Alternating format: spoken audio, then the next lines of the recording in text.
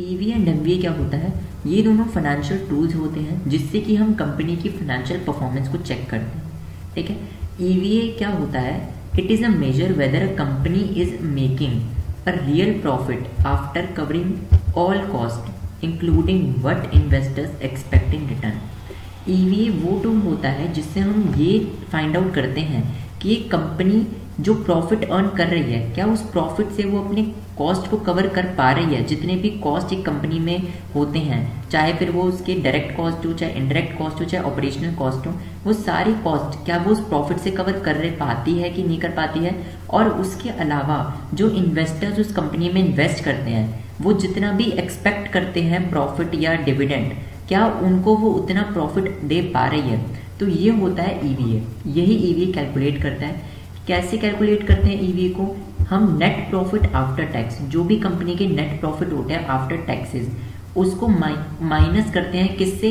Capital invested into cost of capital. जो भी capital invested है, एक इन्वेस्टर ने जितना कैपिटल इन्वेस्ट करा होता है और उसकी कॉस्ट ऑफ कैपिटल जितनी है, उनको मल्टीप्लाई करके उसमें से माइनस करते हैं net profit, net operating profit after taxes. इससे हमारा ईवीए आ जाता है।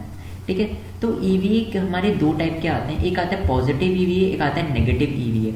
जो पॉजिटिव ईवीए होता है, इसका मतलब होता है कि कंपनी जो है शेयर होल्डर्स की वेल्थ को क्रिएट कर रही है।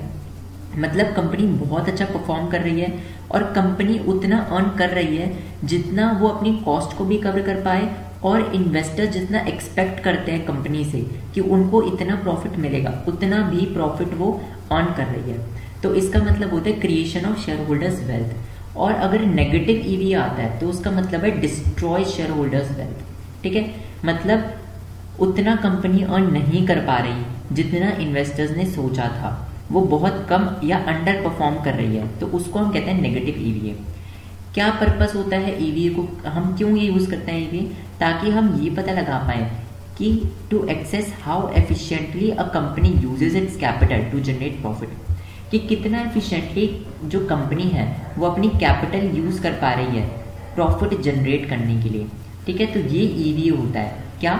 ईवीए एक टूल है जो कि हमें जिससे हमें पता लगता है कि कितना प्रॉफिट एक कंपनी अर्न कर रही है, उस प्रॉफिट से वो अपनी कॉस्ट को भी कवर कर पाए, और जितना इन्वेस्टर्स एक्सपेक्ट करते हैं कंपनी से, उनकी शेयर होल्डर वैल्यू भी इंक्रीज कर रहे हैं। तो ये हमारा ईवीए होता है। अब देखते हैं एमवीए क्या होता है। MVA shows how much extra wealth a company has created for investors over time. ये एक टूल है जो हमें ये पता लगाता है, ये हमें बताता है कि कितना एक्स्ट्रा वेल्थ एक कंपनी ने क्रिएट करा है इन्वेस्टर्स के लिए। ठीक है, ठीक है, जितना इन्वेस्टर्स ने सोचा था उससे कितना एक्स्ट्रा एक कंपनी ने ओवर एंड टाइम कितना ज़्यादा जो वेल्थ है वो इंक्रीज कर दी इन्वेस्टर्स के लिए। ठीक है, कैसे कैलकुलेट होता है, इसका क्या फॉर्मूला होता है? MVA is equal to market value of the company minus में टोटल कैपिटल इन्वेस्टेड। जितना भी मार्केट वैल्यू है कंपनी का, ठीक है, और उसमें से क्या माइनस करते हैं हम? Total capital invested. जितना भी टोटल कैपिटल इन्वेस्ट किया होता है उस कंपनी में, उसको हम माइनस करते हैं मार्केट वैल्यू से। ठीक है, एक एग्जांपल लेके देखते हैं। इन्वेस्टर्स ने 500 करोड़ एक कंपनी में डाला। ठीक है, यहाँ पर मैं एक इन्वेस्टर्स की बात नहीं कर रहा हूँ, मान लो बहुत सारे इन्वेस्टर्स थे, उन्होंने 500 करोड़ एक कंपनी में डाला, और अब कंपनी की मार्केट वैल्यू क्या है? 1000 करोड़। तो 1000 करोड़ में से हम 500 करोड़ माइनस करेंगे तो 500 करोड़ हमारे पास आ जाएगा। मतलब हमारे पास हायर एमवीए आया है, पॉजिटिव आया है। तो मतलब शेयर होल्डर की वैल्यू, शेयर होल्डर की वैल्यू ज़्यादा है। मतलब 500 करोड़ वो अमाउंट है जितना एक कंपनी ने एक्स्ट्रा वेल्थ क्रिएट करी है शेयर होल्डर्स के लिए। तो हमें ये क्या बताता है? To assess the ability of the company to increase shareholders wealth. ये हमें कंपनी की एबिलिटी बताता है कि वो उसकी कितनी एबिलिटी है कि वो कंपनी उस इन्वेस्टर्स की शेयर होल्डर वेल्थ को इंक्रीज कर सकता है। ठीक है, तो ये होता है ईवीए एंड एमवीए। अब समझ में आया? डिफरेंस यही है कि ईवीए जो होता है, ईवीए हमें ये बताता है कि कंपनी उतने प्रॉफिट्स अर्न कर रही है या नहीं जितने उसको करने चाहिए अपनी कॉस्ट को कवर करने के लिए, और जितना इन्वेस्टर्स एक्सपेक्ट करते हैं उतना। और एमवीए हमें ये बताता है कि कितना कंपनी एक्स्ट्रा जो है वेल्थ क्रिएट कर रही है अपने इन्वेस्टर्स के लिए। ठीक है, तो ये ईवीए एंड एमवीए टूल्स होते हैं। अब देखते हैं कि एक फाइनेंस मैनेजर के क्या क्या रोल्स होते हैं, क्या फंक्शन या रिस्पॉन्सिबिलिटीज। तो ये आप कोई भी क्वेश्चन आए, चाहे आपको रोल्स ऑफ फाइनेंस मैनेजर है, चाहे आपको रिस्पॉन्सिबिलिटीज ऑफ फाइनेंस मैनेजर आता है या फंक्शंस ऑफ फाइनेंस मैनेजर आता है, आप उसमें ये लिख सकते हो। तो फाइनेंस मैनेजर को हमने दो चीज़ों में कैटेगराइज करा है, एक तो प्राइमरी फंक्शन, एक सेकेंडरी फंक्शंस। ठीक है, प्राइमरी फंक्शंस वो होते हैं जो कि कोर फंक्शंस होते हैं, जो एक फाइनेंस मैनेजर एवरीडे बेसिस पे करता है और जो उसके मेन फंक्शंस होते हैं। सेकेंडरी फंक्शंस उसके होते हैं वो फंक्शंस जो कि एवरीडे बेसिस पे नहीं होते, या फिर उसके वो जो सेकेंडरी पार्ट में लिए जाते हैं, जो कोर फंक्शंस में नहीं आते, वो होता है सेकेंडरी फंक्शंस। ठीक है, तो प्राइमरी फंक्शन में पहला होता है लिक्विडिटी मैनेजमेंट। लिक्विडिटी मैनेजमेंट मतलब कि भाई कंपनी में कितना लिक्विडिटी है, कंपनी में कितने ऐसे एसेट्स हैं, कितना कैश इन हैंड है कि कंपनी अपने डेली टू डेली ऑपरेशंस को फुलफिल कर पाए।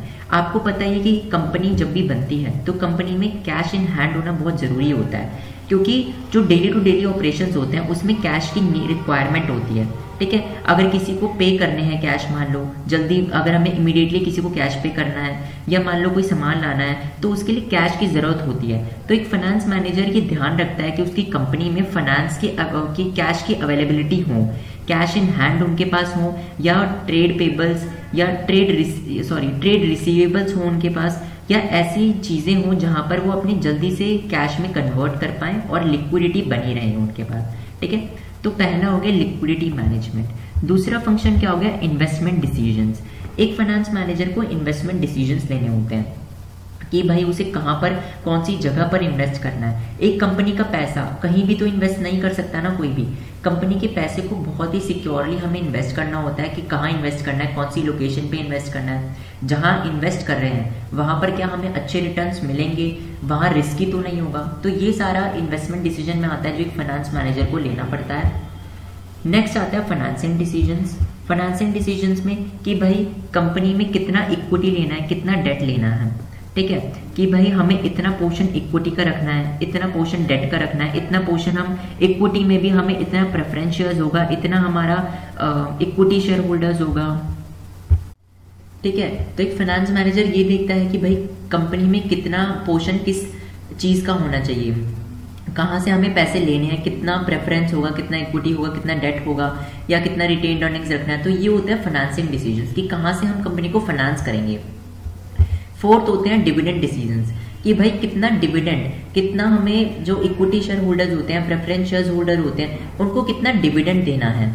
ठीक है, प्रेफरेंस का तो फिक्स रहता है, बट इक्विटी शेयर होल्डर्स को कितना डिविडेंड देना है, कितना हम रिटेन करके अपने पास रखेंगे ताकि हम वो री इन्वेस्ट कर पाए। तो डिविडेंड कितना देना है, क्या डिविडेंड पॉलिसी रहेगी, क्योंकि ये भी बहुत कंपनी को एक इफेक्ट करता है एक मेजर लेवल पे।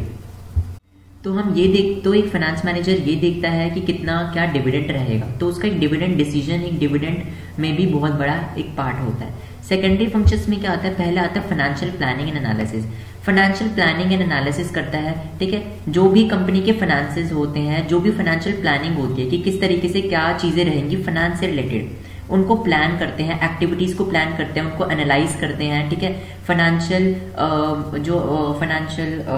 आपकी बैलेंस शीट हो गई, जो फाइनेंशियल स्टेटमेंट्स होती हैं, या प्रॉफिट एंड लॉस हो गया, उनको एनालिसिस करना। ठीक है, तो ये सारी चीजें भी सेकेंडरी फंक्शन में एक फाइनेंस मैनेजर करता है।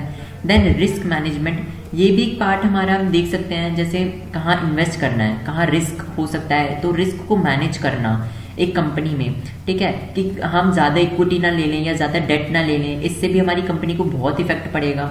ठीक है, कि डिविडेंड डिसीजन, अगर हम अपना प्रॉफिट ही अपने पास नहीं रखेंगे तो हमारे पास क्या रिटेन्ड, कुछ अर्निंग्स ही नहीं रहेंगी, कुछ लिक्विडिटी ही नहीं रहेगी। तो ये भी सारा रिस्क मैनेजमेंट में आ गया। देन टैक्स मैनेजमेंट, जो टैक्स के रूल्स होते हैं वो चेंज होते रहते हैं। ठीक है, इनकम टैक्स आ गया या जीएसटी आ गया, तो उन सबको ही देख के चलना कि भाई क्या टैक्स से रिलेटेड क्या प्रोसीजर्स हैं, क्या टैक्स में कंप्लायंसेज है, क्या टैक्स में चेंज है, तो वो रूल्स एंड रेगुलेशंस लेके चलना है कंपनी में, क्योंकि टैक्स एक स्ट्रक्चर बहुत बड़ा हाथ होता है एक कंपनी में। नेक्स्ट आ गया कॉस्ट कंट्रोल, कॉस्ट को कंट्रोल करना।